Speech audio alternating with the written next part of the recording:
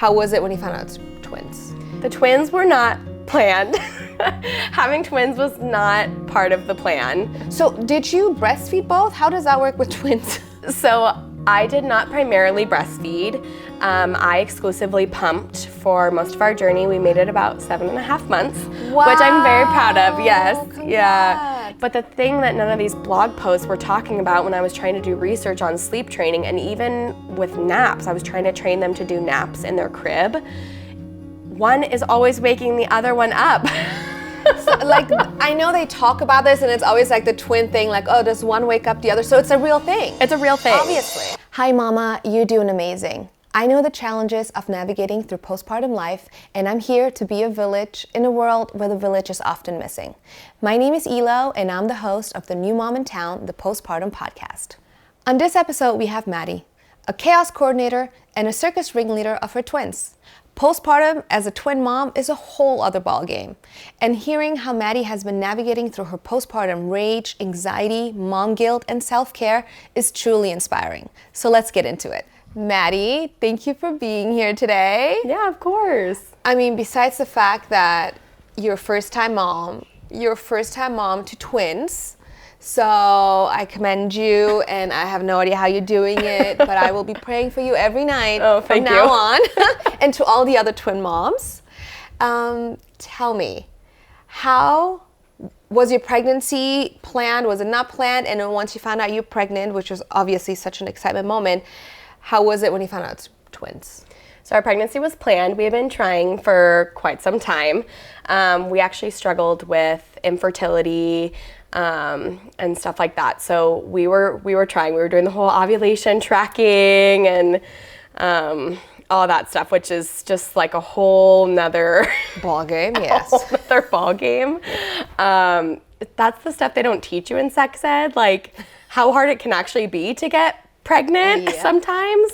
They scare you in high school, like, oh, be careful. But then when you're actually trying to have a baby, it can be hard for, I think, a lot more people than, you realize.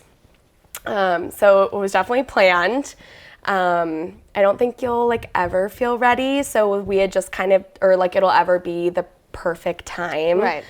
To have a baby. So we had just kind of planned, we don't know how long it's going to take us. Let's just kind of try. So it was planned. The twins were not planned.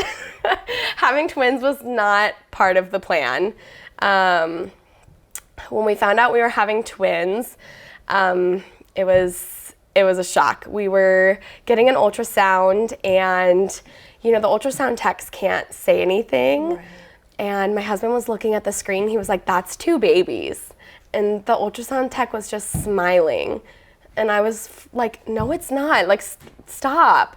And he goes, "Yeah, I think that's 2 sacks. That's 2 babies." And she just kept smiling, and he looked at her and was like, "Can you just tell us if it's twins or not?" And she was like, "All I can say is that both babies are looking good." And it was just a complete shock. I think he was he was very excited. We had obviously been praying for a baby. We had struggled with a miscarriage prior. So he was through the moon, and I was not, which I have felt a lot of guilt about. We would tell people, especially close family, and they're like, "Oh my God, this is such a blessing. You're having not 1, but 2 babies. Mm-hmm. You've tried so hard to get pregnant. This is so great." And I didn't feel that way. I was like, this was not part of our plan. This was not part of, my image of our life. And it was stressful. Things come up like, how are we going to afford 2 babies? And, how am I going to take care of 2 babies? How am I going to carry 2 babies? First of all, right. Being pregnant is scary enough. Thinking about delivering a baby is scary enough. And then to have 2 added to that is just overwhelming for your brain in the beginning. Absolutely. I can only imagine being pregnant the first time and just wanting to make sure you're eating the right things, you're doing the right things, and now you have to worry about it for 2 babies. Yeah. It is definitely stressful. Yeah. So it definitely was a lot to take in. It took me some time to actually be excited about it, which I've definitely have felt a lot of guilt about early on. And throughout my pregnancy with just pregnancy hormones, I was like feeling really guilty about not being excited. I think it wasn't until like our gender reveal and then like we found out we were having a boy and a girl and like starting to register for things, I think I started getting more excited. I went to social media and was like looking up twin moms that, you know, were on social media and TikTok, and I think that kind of like gave me some fire about like, oh look, they're older, like their kids are older, but like look how fun like it can be when they're older and stuff like that. So it did take me like a while to become excited because your whole life plan diverts with one baby and then diverting it with, you know, 2 babies, it's just a lot. Like, you know, my plan to finish school after, you know, when the babies turn 1 gets pushed off a little bit longer because childcare for 2 babies is a lot different than childcare for 1 baby. So you have to kind of come to terms with the fact that your life is going to be a lot different than you had planned or thought. So absolutely. And that's true for both 1 baby and 2 babies, right. for sure. Yeah. No, I can only imagine like just thinking the way that you were thinking, I would have thought the same way. But I'm just trying to put myself in your position and I just can't, because just being pregnant with 1 and realizing like this is what my life is about to be, but then having that kind of like that fear, now you're having 2, it's totally validating. Yeah. I can imagine. And when you talk to people about it, you know, they're trying to make it better. Like, oh no, right. They're going to be best friends. They're going to be so great. And you don't want people to like fix it. You just want people to listen. And what you said, validate that like, it's okay to be scared. You know, I think the biggest thing that my mom told me that made me feel better was, you know, God doesn't give us more than we can handle. And so it took me a while to be like, okay, like I can do this. Like we have like a big tribe and a big village behind us. And so it took me a while to realize that like we were going to have a lot of support from our families and stuff. So it was going to be okay. So now your twins are how old? 10 months. Wow, that's amazing. So congratulations to you. Thank you. For making it to 10 months. You look amazing. Oh, so I would have never been able to tell. So how is it now? How do you know, I know that I met you at a coffee shop around the corner. Yeah. And I was just like, wow, like we have kids around the same age. You told me you have dogs, and I was just going through this whole phase of like, what do you do about the fur on the floor? Like they're on the floor, they're eating things, the floors are dirty. Like how do you deal with 2? And you're like, you know what? You just have to let it go at some point. Yeah. And honestly, that day changed it for me. Yeah. My OCD got way better about that part. So you helped me a lot. But just meeting you that day was amazing, and you just kind of like giving me that, like, you just got to go with it. So all these things that you're telling me, I would have never guessed that you went through that, because you are holding it so together. It took a lot. Like I did monthly therapy sessions. Okay. Like that was something big I did postpartum that was really, really important for me. I have had a family therapist before. I haven't seen consistently, but just like someone that I saw like every once in a while. I was at Route 91, so I saw a therapist for a while after that. And so just someone I had seen like on and off throughout my life whenever I felt like I needed it. So that was something I brought back postpartum that was really good for me. And she pointed out the OCD thing because I struggled with it really bad postpartum. It was like the main part of my anxiety was the OCD. Like my perfectionism, OCD or postpartum locked onto that and was like, yeah, we're gonna make this even worse than it already was. So she pointed out that like that was all part of OCD and like just wanting to have control of a situation that I had absolutely no control over. Because when you have a baby, your baby controls the day. 100%. Your baby controls, you know, when they eat, when they need diapers changed, where you go, when you go, like when you shower, when you eat. All of that stuff. So for me, that was something that I latched onto really hard postpartum was like the things that I could have control over. I was very, very like obsessive about them. So finally she was like, you gotta just start slowly like letting go of that stuff. So that day that I had met you, that was like one of the main things that like I had been working very hard on was just, you have 2 babies. Like you cannot control everything that goes on with one, let alone two. It's just too difficult. I was pulling my hair out trying to do it. Yeah. So it was something I was working really hard on. So what would you say was something that you were trying to take control over so much? And would you say that it worked, it didn't work, or because I know that I was like that too. I still am like that a little bit. Mm-hmm. But with each regression, leap, I don't know, day, whatever is going on, it changes. So like I have changed obviously routines now that he's almost 10 months. Mm-hmm. So what was it for you that, you know, you realized that I need to have these things? For me, it was our nighttime reset. When the babies went to bed, it was like I had control over everything that happened at that point because the babies were asleep and it was like I could do dishes and pick up and clean and all of that stuff, but it became so out of control that like my reset was 4 hours long and I wasn't going to bed until, 1 a.m. at night. And then the babies are, at that point they were still younger, so they were still up in the middle of the night. So I was not getting any sleep and just going absolutely crazy because I'm in constant fight or flight during the day with them, and then at night because I'm running on nothing. That part, the flight or fright, yeah. Yeah, the constant fight or flight is so hard. That stress is so hard on your body. I don't think people realize that that's what goes on postpartum for women. Mm-hmm. Like, they say they categorize it as postpartum depression or anxiety, but really your body is like struggling to survive on probably eating nothing and no sleep. You're probably more dehydrated than you think, especially if you're breastfeeding or pumping. So you're just in this constant state of, oh my God. Yeah, exactly. And that stress and that cortisol for your body are so bad and harmful that that's what leads to, mood swings and postpartum rage and all that stuff. I mean, and your hormones add to it, obviously.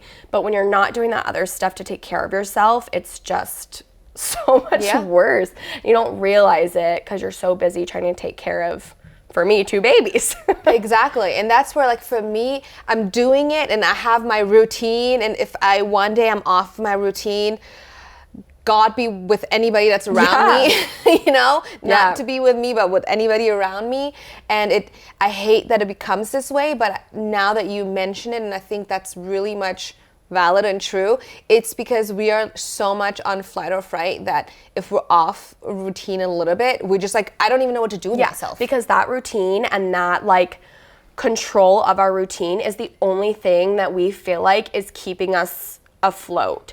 So when something diverts that, it could just be shattering. And that's where like the postpartum anxiety with like OCD specifically for me, I never thought I had OCD. Like I'm not dirty, but like we're messy, but like I just, we have unfolded laundry on the couch sometimes. Like, so I was like, I'm not OCD when my therapist said that. And she's like, you have it about your routine and like your schedule. And so we really had to loosen up on things. Like I scrub the dishes with soap and water really good, but then I put them in the dishwasher after. And she was like, why are you doing that? Like they're clean. She was like, put them in the dishwasher, just rinse them off and put them in the dishwasher, or scrub them and don't put them in the dishwasher. She's like, you're doing multiple steps. So things like that, she was like, just take back a little bit. If the toys don't get picked up one night, like it's okay. So setting myself a timer, like, okay, my routine can only be like an hour so that I can go get some sleep or whatever, or loosening the reins so that my husband can go do the routine. And it's okay that he doesn't do it the way I do it, but we need to be grateful and thankful that like he's helping, and that release of control and letting someone else help you is also another huge thing, because I would like watch him do dishes. You're not washing the bottles right. Like you're not like really getting in there and scrubbing good or whatever. So just trying to release a little bit of that, the same thing, letting go, because you can't control all of it. Yeah. Definitely. I'm so glad that you say all this stuff. I'm just like, I'm not the only crazy. Yeah. We're not crazy at all, moms. We're not. It's a lot that we go through, and I just don't think, like, I'm slowly getting to like not only navigate through it, but just going back into why I thought a certain way or why I am a certain way. Like even to this day, leaving, and I know because I've always been so OCD, but like, okay, if you're touching the dog, you have to wash your hands before you even hold the baby. There's no way you can hold the baby. And like at this point, 10 months in, my husband knows that. But I'm leaving the house and I still say it because I just wanted that validation. Like, yeah, I know. Just hearing that is going to make me feel better about leaving the house. And it sounds psychotic, I get it. But for a mom, it just needing that, like, okay, cool, you got it then, you know? Yeah. I don't know why we are this way, but I get you. And I don't think you have to be full on like OCD to be this way either. I look up to moms that are very much carefree, but I think that kind of comes with the second baby. Like not maybe the first, I don't know. Yeah, I think everyone has their own form of OCD. And I don't think OCD is like a bad thing. The tapping thing. Yeah, it's no, like I think everyone has their own form of it. And especially I think moms do because we're so protective of our babies. And I think those come really kind of hand in hand because, you know, when you leave your babies with a babysitter or, you know, your parents or whoever's helping you out, you want to make sure that like your routine is still going the same way so that the next day, like they're not completely thrown off. So I think they go like very hand in hand with each other. Also, so you can have everything ready so you're not burdening your parents or the babysitter or whoever is taking care of the children. Because I feel not bad, but I feel like I have this guilt and like, thank you so much for taking care of my kid. So I get that part too. Yeah, I think that's something that comes with being a mom too. I was already a people pleaser, but it's just come out even more. And it's the same way. Like we feel the need to apologize if our kid is screaming in a restaurant which really we don't. Like they're a child and it's just part of it. And we feel the need to, you know, overly thank our husbands for, you know, letting us go to the gym for an hour or our parents for watching the kids so that, you know, we could take a break and go on a date night or whatever, when really like most of those people are very happy to do it and they want to because they want to spend time with their grandkids or their kids or whatever the case may be. So that's something that comes with being moms that I don't think enough people talk about, is that like you don't want to burden people, you know, these are my kids. I made the choice to have them, not you. So I don't want to just like, okay, here you go. Yeah. I think that's a first time mom thing. I think maybe that comes less when you have like multiples. You kind of like start realizing that it's okay to like have a break and stuff. You don't feel that guilt about, you know, leaving your babies with someone else. But for me, it's a lot because I know how much it is to deal with two babies at one time. I feel guilt because I don't want to leave anyone else with two babies at one time because it's a lot. So even leaving, you know, my mother-in-law comes over and watches them for an hour so I could go to the gym. I'm like, okay, well, I prep everything just like you said, because I don't want to make it harder than it already is to take care of two at once. And it's so crazy because like mother-in-laws, our own mothers, they've done it, but I get you. It's still, you feel some type of way about it, and I think it's normal. The number one thing I always hear and I try to like, you know, talk about, it's like we need to just learn to surrender, and it just sounds way easier than it really is. Yeah. But like you were also saying, kind of like letting go a little bit here and there. Even if I don't let go, I kind of like remind myself at least a little bit, and that's a big step for me.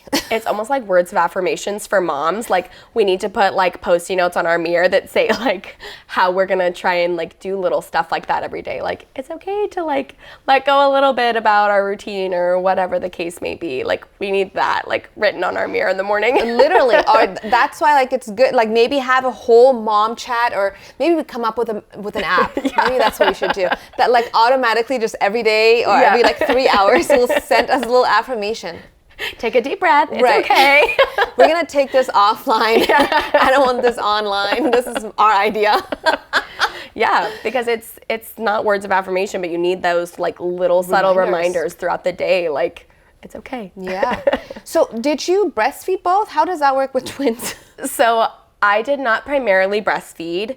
I exclusively pumped for most of our journey. We made it about 7.5 months, which I'm very proud of. Yes. Congrats. Yeah. It was not, again, with twins, like your idea of your pregnancy and like postpartum pre-babies is way different than what you actually end up with. So coming to terms that like it's not going to go exactly the way you planned is huge. Like we had to have talks about, okay, we're probably going to have to supplement with formula because we don't know what my supply is going to look like. So it wasn't exactly my plan. I definitely wanted to be like an exclusive breastfeeder, and that just isn't what happened and worked for us. Can I tell you though, even though as a first-time mom, first time being pregnant and not knowing things and just kind of like going as planned, like how you guys even had the conversation of we might have to combo feed, that's amazing because I didn't even think about that. I was like, oh, I'm not gonna have to worry about, like the fact that that's how much you needed to have a routine and you overthought things, which is a great thing at the end of the day, because then it wasn't a shock for you. Yeah. When you weren't able to just exclusively give them breast milk. And our lactation consultant was absolutely amazing. We did, I forget what she calls it, but we did like the triple feed method. So basically like the first few months we were offering the breast at least to one baby every feed, and then we would give them a bottle afterwards of formula and then or breast milk, and usually we were doing half and half, like they would get half breast milk and half formula in each bottle. We were just mixing it, and then I would pump after. So we were doing the triple feed, and that's what we did. So it was a lot. The breastfeeding slowly weaned off when that schedule and that routine just became a lot, especially when my husband went back to work. I was gonna say, how long did you have him and have that help? You know? Yeah, so I had him for like 2 full months in the beginning. Which was absolutely great, especially with 2 babies. And like I said earlier, we had a great village. My mom stayed like a week on and off with the babies. His mom, you know, lived 5 minutes from us, so she was there through night feeds, because it's not like one baby where you can take turns, like, okay, I'll, you know, do the next couple feeds and you can sleep and then we'll switch. Or we were seeing like, you know, different things like alternating, so one could get a longer block of sleep. Well, you can't do that with 2 babies because you have to have one person each baby to feed them and burp them and do diaper changes basically when they're that small, when they're newborns. So having a parent there allowed us to do that schedule where one of us got to sleep for like a 6-hour block, and then the next one got to sleep for the next 6-hour block, and basically our moms would stay up throughout the night and do all the night feeds and then sleep during the day for like the first couple of weeks. So we're very, very blessed to have them, and so thankful, because when we did try and do it without them, it was hard. Yeah, I can only imagine. Yeah, it was very, very hard. So it was very nice to have them to like get a little bit of extra sleep in that like first couple of weeks. Absolutely, because that's crazy. Yeah, I can't even imagine. Yeah. Literally, I can't imagine. Did you guys sleep train? So we did sleep train a little bit later than I probably would have liked to, but my husband at the time was working early mornings, so he was gone all throughout the night, and then he slept during the day. So I was by myself at night. So we kept them in our room for a lot longer just because it was easier for me to deal with both babies if they were in our room. So when we did eventually sleep train them, I made sure that my husband was was there, because my mom heart just couldn't take it. We were doing like a mix of the Ferber method and like a couple other things. But the thing that none of these blog posts were talking about when I was trying to do research on sleep training, and even with naps, I was trying to train them to do naps in their crib. One is always waking the other one up. So, like, I know they talk about this, and it's always like the twin thing, like, oh, does one wake up the other? So it's a real thing. It's a real thing. Obviously. Yeah, and they do, like, we use sound machines, right? They do, like, eventually get adjusted, and it's not, they don't wake up each other every single time. But if one's, like, kind of in and out of sleep, then yeah, of course the other one's screaming is gonna wake them up. So it's definitely a thing. Naps, I think, were harder to adjust them to in the cribs than actual nighttime. Same. It was very difficult. We had like the baby swings, which were so great, but the problem is they only wanted to sleep in there during the day. And then I was like, okay, well, let me try and transition them to the bassinet during the day. And they did pretty well in the bassinet during the day, but I don't know why transitioning them to the crib during the day for naps was such a huge thing for them. They just did not want to do it. So it was definitely very difficult. I feel like it's even to this day for me sometimes. Yeah, it's a lot. And the problem is when you don't have those naps during the day, you're really losing out on, for me, I was losing out on my time. And it was becoming where one baby would sleep and one baby wouldn't. And then they would switch and I was getting no time during the day. So the transition to the crib for nap time was a lot harder than sleep training at night for us. So speaking of me time, how do you fill your own cup if you do? I know that you mentioned that you go to the gym, once a day, but other than that, how do you fill your own cup? Yeah, I mean, it looks different every day depending on what I need. Sometimes just making the bed makes me feel so much better. Like just making the bed, taking a shower, like if that's all I can get in during a nap, I'm usually pretty happy. The gym has been big and definitely like we are not there once a day. It just doesn't happen. It's just sometimes the babies are into it, sometimes I'm into it. Walking has been huge. The babies love the stroller. So if we're fussy and cranky, like usually I can get on a walk and we're okay. So it looks different every day. I mean, sometimes it's just getting out of the house and going to the grocery store or going to get coffee. It's just that getting a little bit out of like a mundane, we talk a lot about routines, but like routines can be mundane without little variables. So getting out of that like mundaneness of a routine has been good for like a little bit of self-care. But I'm very into like going to get my nails done is like a huge thing for me. So sometimes my self-care is more spread out, but it's like bigger things. So it's. And you so deserve it. Yeah. So deserve it. Yeah. So then what about, because I know for moms, I know it was for me, it was so hard to kind of like share my love with my husband and just kind of like getting into like the partnership and relationship again. How the heck did you do it with twins? Yeah. We're still trying to figure it out. And it changes, just like you said, like routines change, like as the babies are growing and things are changing, like so is our dynamic and our partnership. And, it really was hard for me to realize that not everything is going to be 50-50, especially with my new role of being at home. That's very new to me. Not going to work and not having, like a job has been a new adjustment. So it's something that's always evolving and changing.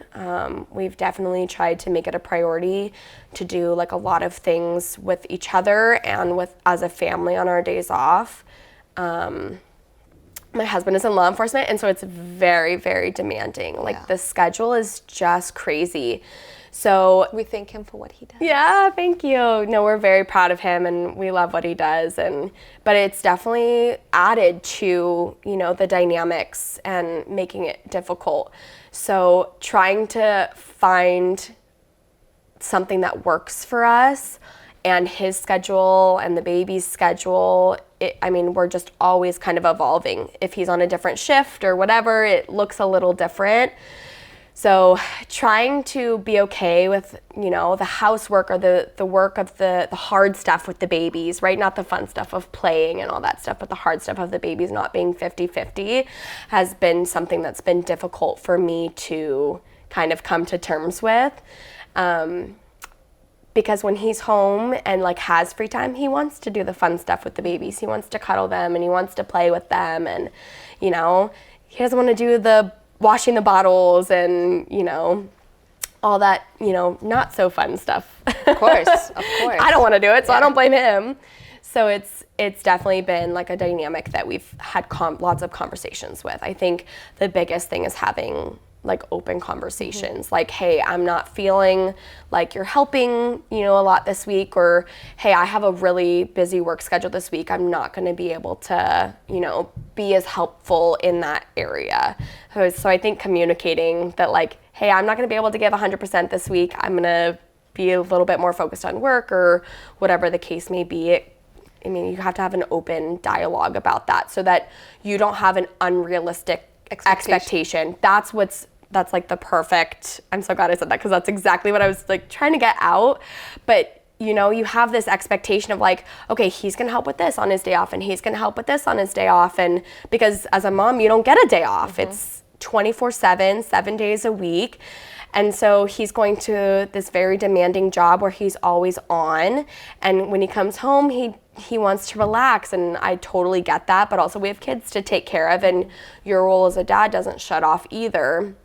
So having conversations about what expectations are realistic for even just week to week for us are huge. I mean, going into this week even, he was like, okay, schedule's a little crazy this week. Like, we print out his work schedule and put it on the fridge so that I know, like, what his schedule looks like and when he's going to be available. And you just have to plan. That's why schedules are so important to especially us. That's beautiful, because once you have that schedule, you now can actually have some kind of expectations, because you know exactly how it's supposed to be this next upcoming week. Yeah.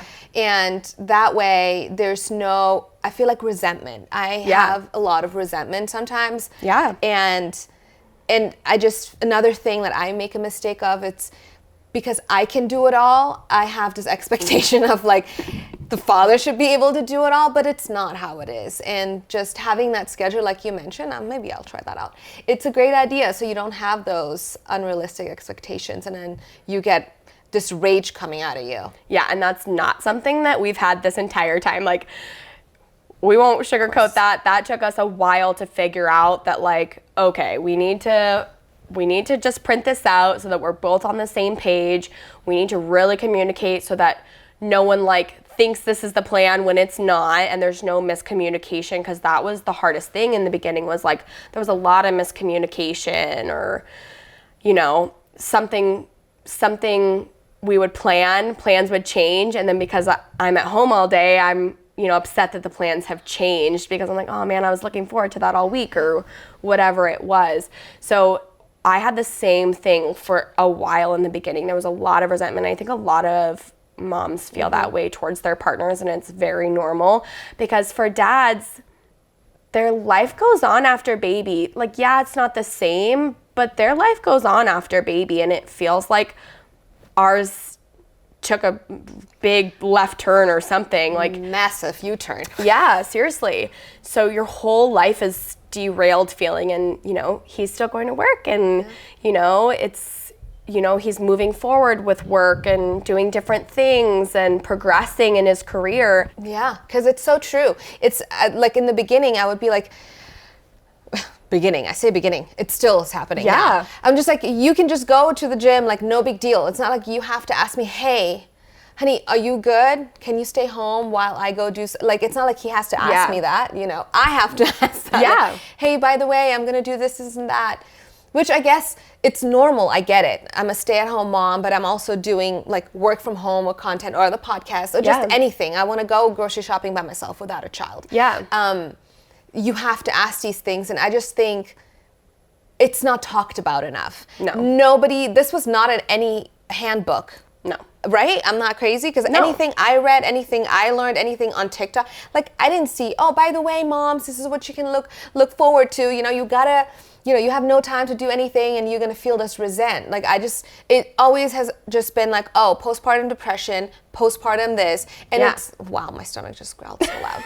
And it's not just that. Like with postpartum depression, anxiety, and rage, all these things have to do with it. It's unfortunate to say, it's normal. Not unfortunately, maybe fortunately. I don't know how to word it, but it is normal to feel these things. Well, I think a lot of people don't want to air out their dirty laundry, right? Like, they don't want to talk about their personal dynamics with their partner, and so it's not talked about enough how your dynamic and your relationship really changes after kids. And it's not always pretty. Like, it's definitely, it's like any relationship, it's a lot of work. You have to put in a lot of work, and both parties have to really want to work on it. Absolutely. And like you said about asking permission to leave the gym, like that would really bother me. My husband would just like get ready and like, okay, I'm gonna go to the gym. So I had to eventually he would leave, and I would get so angry. And I finally was like, why am I just letting this stew and like getting so upset about it? So finally I was like, hey, like we really got to talk about when you leave for the gym. You're leaving at bedtime or like, food and bath and bedtime, like dinner time. You're leaving at the worst time of the night. Like, can we talk about how either you can like maybe leave after they go to bed, because his schedule's like different anyway, so late nights are what works for him, or you need to go before like the nighttime routine, because it's just you're leaving when I need the most help. And so you have to that's where the open dialogue comes back in. You have to really communicate with your partner about what's working and what's not. And, your partner both parties need to be open to hearing the other one out about how they're feeling. Very true.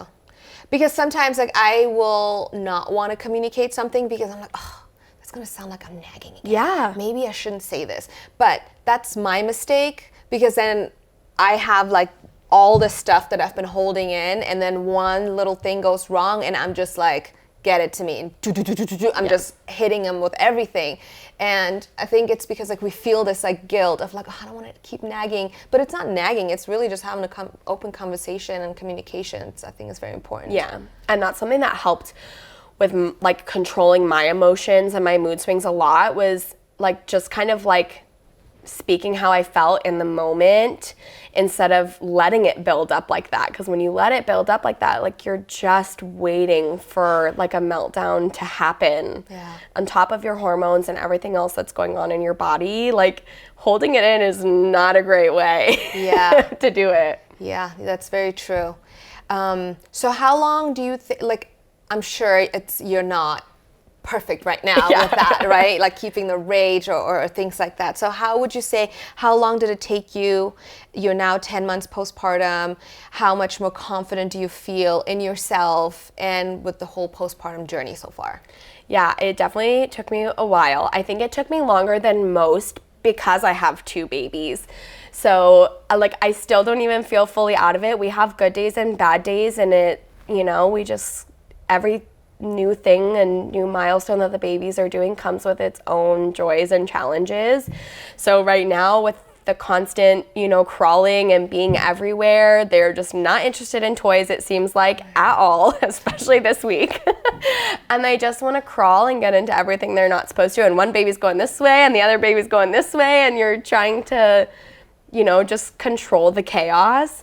So it took me a while. I think it took me longer than I probably would like to admit, but probably around like 6 months when they started sitting up by themselves and being able to independently play, so that like maybe I could finish coffee in the morning and like let them play on the floor before we started our day. I just feel like the more we got into a routine, the better it got. But everything is coming with its own new challenges. I think, like you said, it is normal. It's going to take a little bit, and we don't even have toddlers yet. Yeah. So when we go on mom walks and I meet new moms, and there's a 2-year-old and then there's a 4-year-old, and then the 4-year-old mom is telling the 2-year-old, she's like, no, don't even worry. Once they're 4, it gets just worse. So it's like a whole different ball game.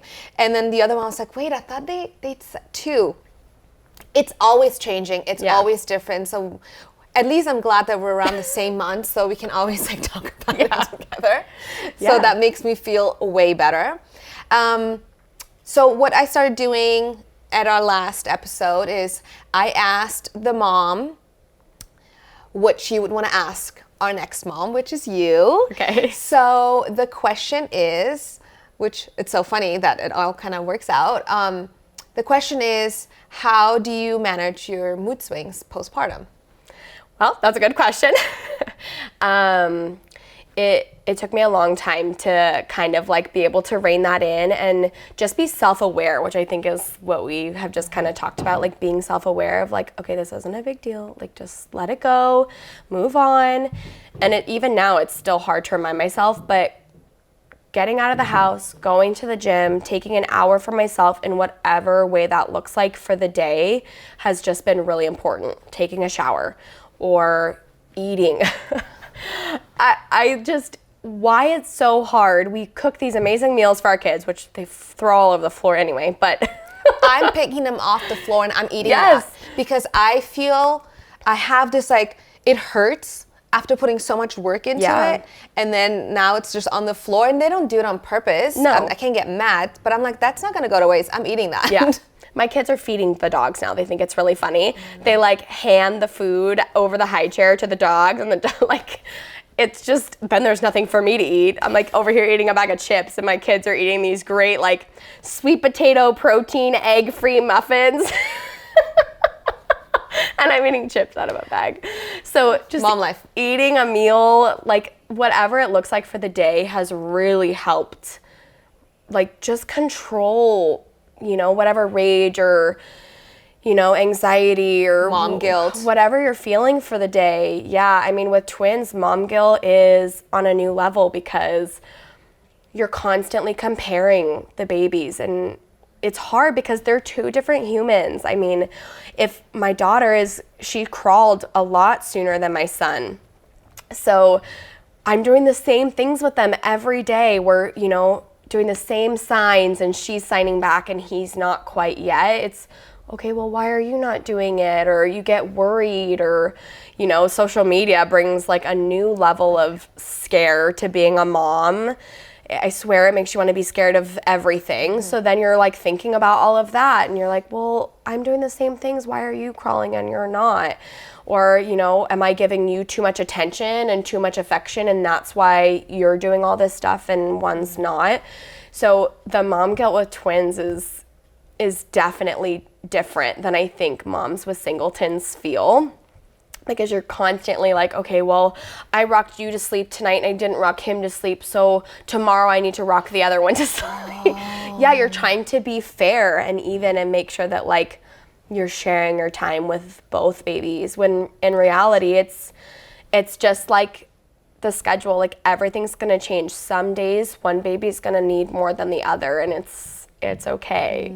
Like, that's a good one. I didn't even think about that. Yeah, it's crazy. Like, people ask me, we have one of the tandem strollers, so it's not side by side, it's in front and back. And people ask me all the time when we're shopping, do they take turns on who's on top and who's bottom, like on the bottom of the stroller? And that's just how you feel like in everyday stuff. Like, yes, they take turns on who's on the top and who's on the bottom, but sometimes it's just who's awake and who's asleep, or who's on what side of the car. You're so right. Yeah, it's like sometimes you don't even think about it. You just do it. Yeah. Like, wow. No, I don't have time to think about if they're equal and who's been on the top of the stroller and who's been on the bottom of the stroller. Thank you for pointing that out, random person. Like, I didn't have enough stress and guilt. Yeah, and I don't mean anything by it, right? They're just trying to be funny because twins are different to people, which there's a lot more of them than you would think. Now that we've had twins, everyone stops us. Oh my gosh, I'm a twin. Oh my gosh, I have twins. It's way more than I would have thought, but it's still like, people stop us all the time because I think there's like this fascination with twins. I mean, it was for me. I saw them, I was like, how you doing it? Because I'm barely surviving with one, you know? So I get it.